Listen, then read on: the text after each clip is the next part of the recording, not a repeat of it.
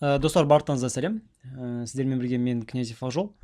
Бүгін біз осы шығаратын тақырыбымыз ол бөлшек рационал теңсіздіктер жүйесі.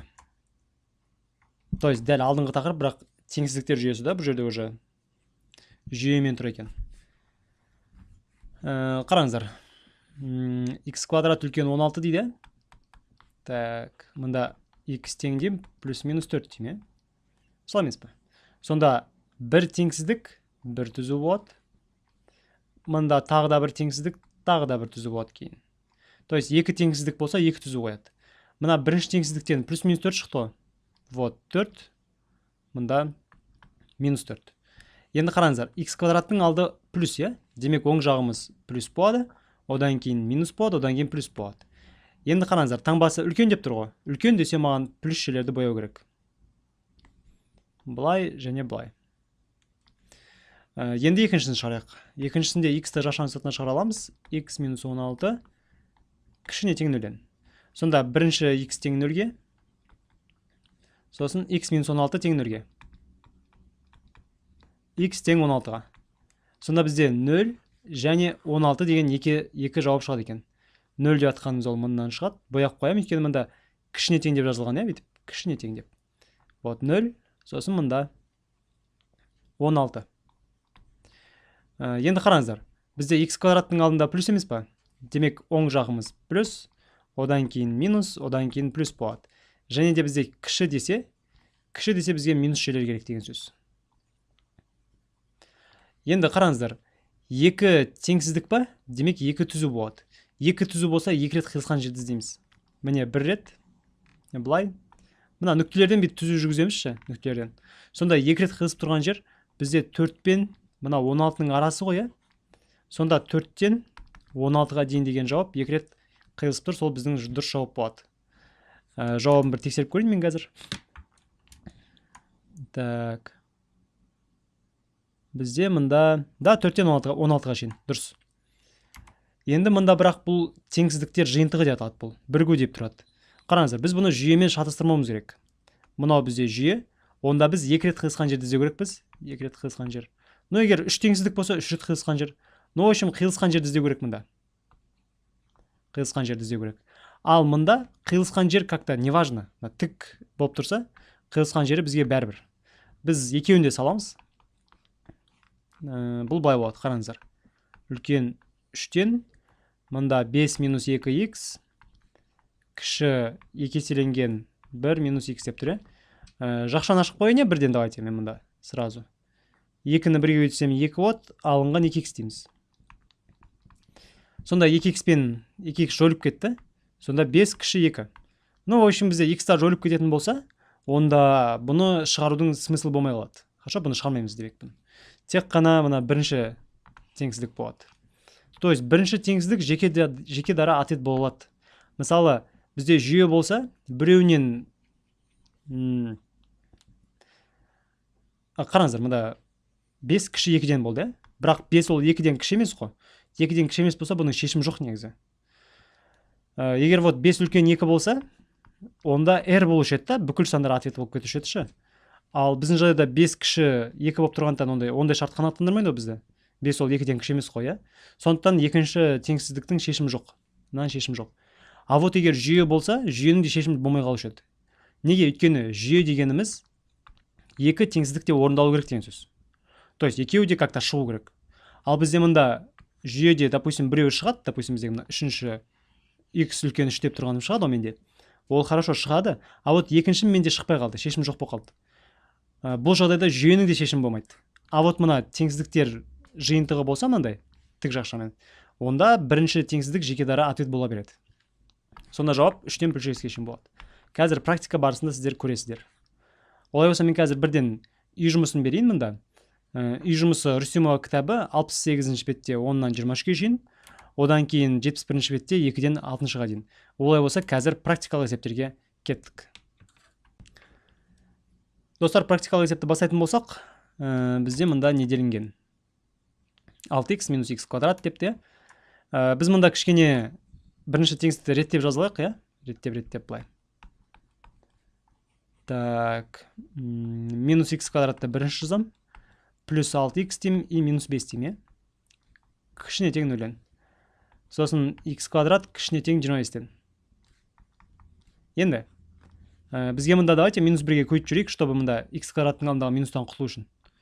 X квадрат минус 6x плюс 5 болады. Онда үлкеніне теңдер болып кетеді ол. Ал мында x тең плюс минус 5 болады. Ну, екінші теңсіздігім дайын екен уже плюс минус 5 деген. Соны салып қойын. Қараңыздар, мында біз плюс 5 саламыз, мында минус 5 саламыз. Енді мен мұндағы 5 дегенді жіктесем болады, ол 5 пен 1-дің көбейтіндісі. Минус 6 десе, плюс 6 жазам, 6 алу үшін 5-ке 1-ді қосу керек. Бір жауап 5, бір жауап 1 болады екен сонда. 5 пен 1. Вот мында 5. Мында 1. Енді қараңыздар, мынаны жауабын салайын мен. Плюс минус 5 деген осыдан шықты. X квадраттың алды плюс, демек оң жағым плюс минус плюс. Кіші деп тұр, демек минус жерлерді бояйым. Вот. Ал екіншісінде мен деген мына соңғысына қарасам болады, бастапқысына қарасам болады. Давайте бастапқысына қарасайын. X квадраттың алды минус, демек оң жағым минус плюс минус. Бірақ кіші деп тұр, кіші десе минус жерлерді бояу керекпіз.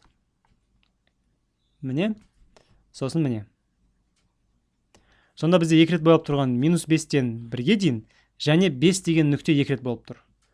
Сонда тік жақша минус 5-тен 1-ге дейін, және 5-тің өзін жазсақ болады. Бізде жауапта 5-тің өзін көрсеткен бекен? Я, 5-тің өзін көрсеткен. 5-тің өзі. Бір ғана сан болса, осылай фигурный жақшаға салып қоямыз. Келесі есепті көрейік. Бізде мұнда жақшаны ашып көрейік, x-қа көбейтіп. X квадрат қосылған 5x кіші болады 2x квадрат плюс 4-тен. X квадрат плюс x плюс 8 үлкен 0-ден. Қараңыздар, мына бөлшектің бөлімінде жалпы дискриминант 1-ден 4,8-дің 32-ін азайтам, сонда минус 31 болады. Демек бұл x осыны қимайды деген сөз. X осыны қимаса, бұның түзуі x осында жатпайды тұрса, x осында бір нүкте жоқ. X квадраттың алдына қараймыз, плюс болса, тек қана плюсы бар деген сөз. Ал бізге үлкен деп тұр ғой, демек плюсы керек. Осының бәрі жауап болады мұнда. Мына екінші теңсіздікті шешіп қойдық. Енді x квадрат мына жақтан азайтылады да бізде минус x квадрат қалады. Плюс 5x-іміз бар. И 4-ті бері алып келем. Минус 4. Кіші 0-ден. Сонда x квадрат минус 5x плюс 4 үлкен 0-ден болады. Енді 4 дегенің ол 4 пен 1-дің көбейтіндісі. Минус 5 десем, мен плюс 5-ті алу керекпін. Плюс 5 алу үшін 4-ке 1-ді қосу керек. Сонда бір жауабымыз 4. Бір жауабымыз 1. Енді x квадраттың алды плюс қой, соңғысына қарайсақ. Плюс, минус, плюс. Бізге без разницы қайсына қараймыз. Просто мен егер мына соңғысына таңбасына қарасам, осы қатардағы теңсіздіктің таңбасына қарау керекпін. То есть, бастапқы жақтағы теңсіздікке қарамаймын. Вот. Үлкен деп тұр, демек плюстарды бояймыз. Сонда минус шексіздіктен 1-ге дейін, 4-тен плюс шексіздікке дейін. Минус шексіздіктен 1-ге дейін, және 4-тен плюс шексіздікке дейін. Ал бізде ондай жауап бар ма екен? Да, жауаппен сәйкес келді. Үшіншіге кеттік. Үшінші есепте не дейді бізде мұнда? Вот мынаны помните, біз үсті тең 0, асты тең емес 0 деуші едік. Сонда 2x минус 3 тең 0-ге, 2x тең болады 3-ге, x тең 1,5-ға, я? Ал енді бөлшектің бөлімі 3x плюс 5 тең емес 0-ге, 3x тең емес минус 5-ге, x тең емес минус 5 бөлінген 3-ге. Түзу. Так, мұнда бізде 1,5. Мұна жерде бізде минус 5 бөлінген 3. X-тардың алды плюс, плюс, я? Плюсті плюсқа бөлсек плюс қой. Значит, оң жағымыз плюс, минус, плюс. Үлкен деп тұр, демек бізге плюс жақтары керек деген сөз. Міне, сосын, міне. Енді достар, біз мына екіншісін салу керекпіз. Үсті тең 0 дейін десем, үстіне түк жоқ. Астын ғана теңестіреді екенбіз. Тең емес дейміз, точнее. Тең емес 0-ге, 3x тең емес минус 5-ге, x тең емес минус 5 бөлінген 3-ге. Түзу саламын. Мындан минус 5 бөлінген 3-ті жазам. Енді қараңыздар. X-тің алды плюс, бірақ үстінде санымыз бізде минус екен. Минусты бөлемін плюсқа. Минус шықпай ма? Оң жағым минус, потом плюс болады. Үлкен десе, маған плюс жақтар керек деген сөз. Сонда 2 рет боялып тұрған бізде минус шексіздіктен минус 5 бөлінген 3-ке дейін. Ондай жауап бізде бар ма екен? Минус шексіздіктен минус 5 бөлу 3 я бар екен. Круто. Келесіне кеттік. Жақшаны ашу керек бірінші. X-ті X-қа көйтейік. X квадрат. Ой, жақшаны ашу керек емес. Жеке-жеке теңестер салады екенбіз ғой. Өйткені көбейтінді нөлге тең болып тұрған ол. X тең болады бірге. Сонда бірінші теңсіздіктің жауабы былай болады. Мына жерде бізде 1. Мына жерде бізде 0. Енді қараңдар. X-тардың алды плюс қой. Плюсті плюсқа көйтсек, по-любому плюс болады да, оң жағымыз плюс, минус, плюс болады. Енді кіші деп тұр екен, демек маған минус жерлер керек деген сөз. 2-ні жіктесек болады. Қандай санардың көбейтіндісі? 2 мен 1-дің көбейтіндісі. Минус 3 десе, достар, біз плюс 3-ке теңестіреміз. 3-ті алу үшін 2-ге 1-ді қосу керек. Демек, бір жауабы 2, бір жауабы 1 деген сөз. Так, бұл жақта мына жерде 2 бар. Мына жерде 1 бар. И x квадраттың алды плюс қой. Оң жағымыз плюс, минус, плюс болады. Кіші деп тұр, демек минус.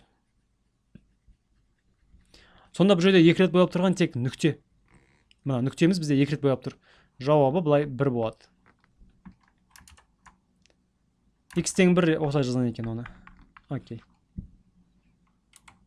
Енді келесі. Мына жерде біз қазір 45-ті жіктеп жүрсек болады. Қараңыздар. Біріншісін көшіп алайық берілген, x квадрат минус 14x плюс 45 кіші нөлден. 45 дегеніміз бізде 9 бен 5. Минус 14 деп тұр ғой, онда мен плюс 14 алам. Ол үшін 9-ға 5-ті қосу керек. 9-ға 5-ті қосатын болсақ, бізде 14 шықпай ма, достар, Сонда 1 түбірі 9, 1 түбірі 5. X квадраттың алды плюс қой. Демек, оң жағымыз плюс, минус, плюс. Кіші делінген, демек бізге минус жері керек деген сөз мына. Енді екіншісі, 30 деген ол 6 мен 5-тің көбейтіндісі ғой. Минус 11 десе, мен плюс 11 жазам, ол үшін 6-ға 5-ті қосу керек. Бір жауабы 6, бір жауабы 5. X квадрат бізде плюс, оң жақ плюс, минус, плюс. Үлкен десе, плюстар керек. Міне. Сонда бізде 6-дан 9-ға дейін. Жақша 6-дан 9-ға дейін деген жауап болады екен бізде. Ондай жауап бар ма бізде? 6-дан 9-ға дейін бар. 7-ші есепке кеттік. X квадрат минус x дейді. Мұна 6 дегенді жіктеп жүрсек болады. 3 пен 2-ның көбейтіндісі. Мұнда минус 1 деген сан бар ма? 1 деген бар. Оны мен плюс 1 жазам. 1 алу үшін 3-тен 2-ні азайту керек. Сонда бір жауабымыз 3, бір жауабымыз минус 2 болады. Түзу сызам. Бір жауабым 3, бір жауабым минус 2 екен, достар. X квадраттың алды плюс емес па? Демек, оң жағымыз плюс, потом минус, потом плюс. Үлкеніне тең болса, плюстар келеді бізге. Мұнда да плюстар. Ал бөлшектің бөлімінде x-ті жақшаның затына шығарайық. Бөлімі деп болмайды, екінші теңсіздікте. Сонда x тең 0-ге, x тең 4-ге. 0 мен 4. Так, мұнда 4, мұнда 0. X квадраттың алды плюс, оң жағымыз плюс, минус, плюс. Кіші деп тұр, демек бізге минус керек. Мұна минустарды бояйымыз. Сонда 3-тен 4-ке дейін. Тік жақша 3-тен 4-ке дейін жай жақша. Ондай бар ма екен 3-тен 4-ке дейін? Да, бар. Енді келесі, мұнда 3 теңсіздік, демек 3 түзу салам қазір мен мұнда. Қараңыздар, мұна біріншісін шешетін болсақ, x квадрат кіші 4-тен, сонда x тең болады плюс минус 2-ке. Қараңыздар, біріншісін мұнда плюс 2, мұнда минус 2. X квадраттың алды плюс, демек оң жағымыз плюс болады, минус болады және плюс болады. Кіші деп тұрса, бізге минустар керек. Бұлай, осылай болады. Енді екіншісін шығарайық. екіншісін шығарсақ x үлкен болады минус 1-ден, е? Демек, минус 1-ді тауып аламыз. И содан үлкендер. Оң жағын бояй саламыз бүйтіп. А мынаны 2-ні ортақ бөлімге беру керек, е? Сонда 1 минус 2x үлкен 0-ден болады. Ну, бөлшектің бөлімі сан болса, жазбай қойсақ болады дедік қой, е? Сонда 2 минус 2x үлкен минус 1-ден, x кіші 1 бөлінген 2-ден. То есть 2-ден 1 деген сан бар екен. 1 бөлінген 2 содан кіші дейді. Сол жағын боямыз кіші десе. Сандарды бетіп түсіреміз. Ой, что-то қисық болып кетті мұны. Давайте түзу болып түсірек бетіп. Былай и былай. 3 түзу болатын болса, достар, менде 3 рет бойылған жер керек. 3 рет бойылған жер ол мына аралықтар ғой, 3 рет бойылған жер. 2 рет бойылғандар маған 3 керек емес. Өйткені менде 3 түзу, 3 теңсіздік, демек 3 рет бойылған жерлер керек. Минус 1-ден 2-ден 1-ге шейін жауаппен келді. Келесін шығарып көрейік. Бізде мұнда x кіші 0-ден дейді ғой. Вот 0, содан кіші сандар. Сол жағын бояймыз. Енді, екіншісін біз дискриминантпен шығару керек болып тұр omнан. Жарайды, көрейік. 39-ның квадратын мен білмеймін бар ғой, шынымен. Калькуляторды алайық. Так. 39 көбейту 39. 1521. 1521. Содан азайтамын. 4 еселенген 6, қосу болып кетеді. Онда минус 6 оны. И 21-ді. 64, 24. 24 көбейту 21 дейміз. 504 екен. Сонда 1521-ге қосу керек 504-ті. Қосамыз 1521-ді. 20-25 деген сан шығады екен. Тең болады 20-25. Ол бізде 45-дің түбірі. Сонда x 1 мен 2 тең болады. Минус 39 плюс минус 45 бөлінген 42 дейм, өйткені a-ны 2-ге өтем ғой. Сонда қандай сандар шығады? x1 тең. Минус 39 плюс 45. 6 қалады. 6 бөлу 42, олар қысқарады да 1 бөлінген 7 болады. Солай емес па? Енді x2-ні табайық. Минус 39, минус 45. Жалпы 39-ға 40-ті қосатын болсақ, 79. Оған 5-ті қосатын болсақ, бізде 84. 84-ті 42-ке бөлсек, бізде 2. Минус 2. Минус 2 болады. Сонда біз түзулерімізді белгілейік. Мына 7-тен 1 және минус 2 деген. Так, x квадраттың алды плюс қой. Оң жақ плюс, минус, плюс. Кіші делінген, демек минус жері керек. Ал 2 рет бойылған минус 2-ден 0-ге дейін. Минус 2-ден 0-ге дейін бізде 2 рет бойылып тұр. Жауабымен тексеп көрейік. Да, дұрыс, жауаппен сәйкес келді, достар. Енді 10-шы есептен бастап біз уже үй жұмысын талдайтын боламыз. Олай болса, үй жұмысын талдау видеосына көшіңіздер. Сперва үй жұмысын өздеріңіз шығарып көріңіздер.